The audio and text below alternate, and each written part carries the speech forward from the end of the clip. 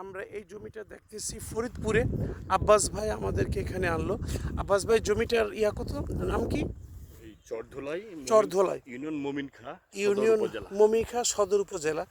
জমিটা ভালোই, আল্লাহর রহমতে অনেক বড় স্পেস আছে এখানে।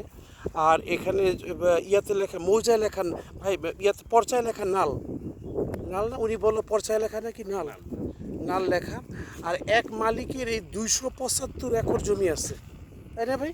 তুমি তো বলো। 275। হ্যাঁ, এক মালিকের যদি 275 একর জমি থাকে, সেখানে ভুট্টা চাষ হয়, বালি, সব বালি আমরা দেখতেছি।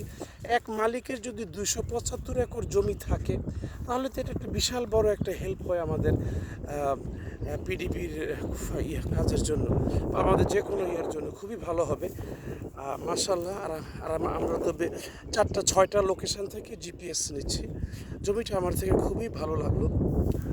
আশা করি প্রাইসটাও মোটামুটি সহনীয়র ভিতরে, 10-এর ভিতরে আমরা পাবো।